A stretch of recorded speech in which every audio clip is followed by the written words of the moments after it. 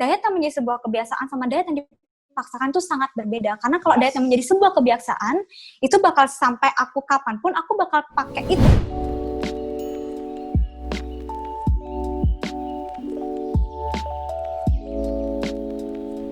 Aku masih punya pola hidup sehat yang dulu aku kembangin itu masih sampai sekarang, Dok. Pola hidupnya itu masih sampai aku makan roti gandum tuh aku masih sampai sekarang. Cuma aku nggak se-strict waktu aku punya pemikiran yang anoreksik itu loh. Aku lebih fokus ke weight training aku, lebih fokus ke happiness aku sekarang, kayak gimana aku menginspirasi orang-orang dengan journey aku, kayak gitu sih sekarang.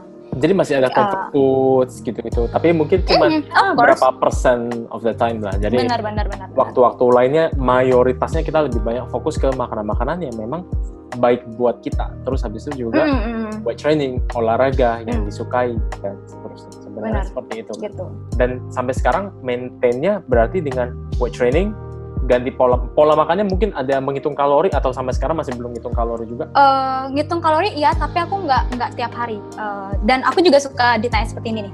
Yes. Kak Cantika, gimana sih caranya kalau misalnya aku mau makan, tapi aku lagi diet, itu gimana caranya biar nggak enak nolak? Biasanya aku punya pemikiran bahwa misalnya kalau aku diajak makannya tuh malam, aku biasanya siangnya tuh agak menjaga makan aku gitu.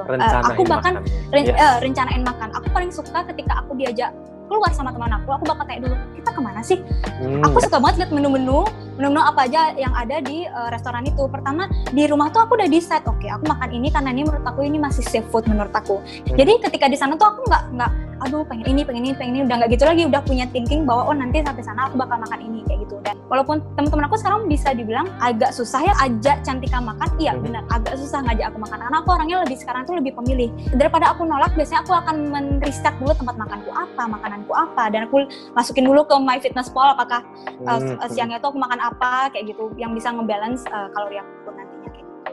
Nah, gitu ini sih sekarang salah satu triknya. Jadi istilahnya merencanain makanan. Salah satu habits yang menurut saya bagus ya, yang ada di beberapa teman-teman yang sudah punya track record bagus ya untuk berat badan, mereka bisa ngerencanain makan. Karena hidup itu nggak cuma masalah diet dan nggak cuma bener banget doang.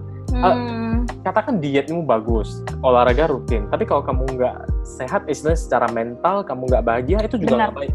Dan kalau kamu bahagia, kamu berat badannya bagus, tapi istilahnya aspek sosialmu jelek, aspek finansial, aspek spiritual, banyak macam istilahnya. Jadi jangan terlalu fokus di dua hal ini doang. Journey setiap orang beda-beda. Mbak Cantika istilahnya sudah melewati ini 45 tahun, udah panjang banget. Mungkin teman-teman sekarang lihat Mbak Cantikanya pas glow up check-nya itu. Udah glow up check nih, udah keren banget. Saya gue kapan bisa ya. Tapi percaya deh, kalau misalnya semua orang journey-nya beda-beda. Dan teman-teman pasti akan bisa mencapai itu. Cuman ya memang perlu waktu gitu. Karena emang lumayan susah sih aku ungkapin dengan kata-kata, tapi agak susah untuk orang yang belum pernah melewati itu gitu, untuk mengerti ini gitu. Salah satu journey aku untuk self love itu adalah dengan hal itu sih. Mungkin aku juga terlalu meng-compare diri aku dengan social media beauty standar, kayak orang-orang they look perfect on social media, kayak siapapun itu, maupun selebgram Indonesia. Aku kok enak banget ya kayaknya hidupnya, ya ampun kok bodinya bagus banget ya kok. Padahal kita sebenarnya nggak tahu loh apa di belakang mereka itu. Apakah mereka melakukan itu secara good mental or no? Apakah mereka mengorbankan sesuatu or no? Kita kan nggak pernah tahu kayak gitu. Itu sih yang mulai membuat aku agak berpikir luas. For example, it's okay to have acne, right? It's okay to have dark circle, to have stretch marks and everything. It's okay. Like it's not a big thing. Kayak kemarin aku sempat upload stretch marks aku dan ada yang komen seperti ini. Aku juga punya stretch marks dan aku sangat takut ketika suami aku tahu aku punya stretch marks, kayak gitu. Aku menjadi sangat minder dengan calon suami aku nantinya, kayak gitu. I feel like, well, if you find the right person, they will love you for whoever you are, kayak gitu. Karena aku sendiri juga very lucky, I have the right person yang bisa menerima aku apa adanya sekarang, kayak gitu. Just the right timing and right person, menurut aku sih kayak gitu. Iya. Hari ini sih sebenarnya videonya kita nggak banyak ngomong tentang diet sebenarnya, ini banyak ngomong tentang self love sebenarnya. Tapi bagus, nggak apa-apa. Kita nggak selalu cuma ngomongin masalah diet dan cuma masalah olahraga doang, tapi lebih penting journey kita masing-masing untuk ya menemukan ya diri kita gimana gitu loh, perjalanan kita seperti apa. Dan ini yang penting sebenarnya untuk bisa sustain berat badan, sustain kebiasaan hidup sehatnya. Karena kalau misalnya kita nggak bentuk kebiasaannya, kita nggak, misalnya mencintai diri kita sebagaimana, kita nggak bisa happy sama sekali. Ada beberapa hal yang benar-benar aku lakuin sampai sekarang. Misalnya aku nggak makan di jam 8 malam. Jadi kalau misalnya diet aku sendiri, dari dulu sampai sekarang aku mulai sarapan itu sekitar jam 10 pagi gitu. Oke. Karena itu menjadi pola hidup baru aku. Entah kenapa perut aku tidak bisa ready ketika aku sarapan di jam 7, jam 8. Mungkin karena dulu aku aku dulu sering nge-gym juga di jam-jam segitu. Jadi aku nge-gym kan dengan hanya, biasa aku cuma makan pisang dan water, terus aku nge-gym kayak gitu. Aku gak suka nge-gym dengan perut yang begah kayak gitu. Aku gak akan perut sama diri aku dengan nge-gym seperti itu. Dan itu kebiasaan tuh ke bawah sampai sekarang. Even aku gak nge-gym di pagi hari pun, aku bakal bisa take breakfast tuh di antara jam 9 sampai jam 10 pagi kayak gitu. Untuk makan siang, kayak udah teratur aja waktu aku, kapan aku harus makan siang, kapan aku harus snack, kapan aku harus makan malam. Untuk makan malam, aku emang nggak berusaha untuk tidak makan di atas jam 8 malam gitu. Dan emang ke bawah sampai sekarang. Terus juga seperti misalnya aku suka minum green tea, aku suka minum teh hijau, aku emang suka minum teh hijau. Even sampai sekarang aku suka minum teh hijau. Bukan untuk membakar lemak ya, tapi bukan untuk membakar lemak. Memang karena menjadi sebuah kebiasaan gitu loh. Itu adalah perbedaannya adalah kenapa diet yang menjadi sebuah kebiasaan sama diet yang dipaksakan itu sangat berbeda. Karena kalau diet yang menjadi sebuah kebiasaan, itu bakal sampai aku kapanpun aku bakal pakai itu. Aku juga punya kebiasaan waktu diet itu, aku harus minum air sebelum makan.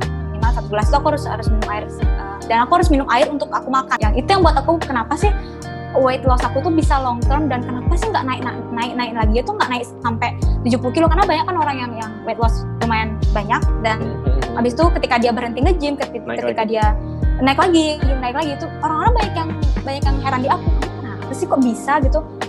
Dan jawaban aku simpel, karena aku punya lifestyle yang baru, dan ya udah, karena aku menjadikan diet itu sebagai lifestyle, bukan untuk sesuatu yang dipaksakan kayak gitu sih. Itu sih yang long term di aku. Ini pun teman-teman harus sadar bahwa ini punyanya si Mbak Cantika. Jadi istilahnya Mbak Cantika caranya seperti ini. Jadi istilahnya dari yang dulu suka makanan bla bla bla bla bla, akhirnya sekarang dia sama sekali nggak suka, lebih memilih makanan yang lain. Mungkin juga lidahnya berubah sekarang, istilahnya lebih suka makanan-makanan sehat dan lain sebagainya. Tapi teman-teman juga harus tahu bahwa teman-teman nggak apa-apa kalau misalnya memang masih suka makanan-makanan nggak apa-apa, junk foods apa segala itu ya masih boleh, silahkan. Cuman ya itu harus ngerti dikontrol, harus ngerti kontrolnya, harus ngerti frekuensinya dan seterusnya lah intinya. Jadi ya setiap orang beda-beda. Mbak Cantika caranya seperti ini, teman-teman juga punya caranya sendiri, saya juga punya cara sendiri. Cuman ya itu sih intinya ujung-ujungnya memang ke arah keseimbangan kalori. Kalau misalnya mau turun ya kalori in di bawah kalori out. Tapi bagaimana kita menciptakan kalori in di bawah kalori out ini berbeda-beda. Mbak Cantika istilahnya udah punya habit harus makan di atas, makannya jam 10 pagi, di atas jam 8 malam udah nggak mau makan dan lain sebagainya. Itu bukan istilahnya karena ada hal yang ajaib di balik itu, tapi istilahnya itu yang menjadi kebiasaannya kan.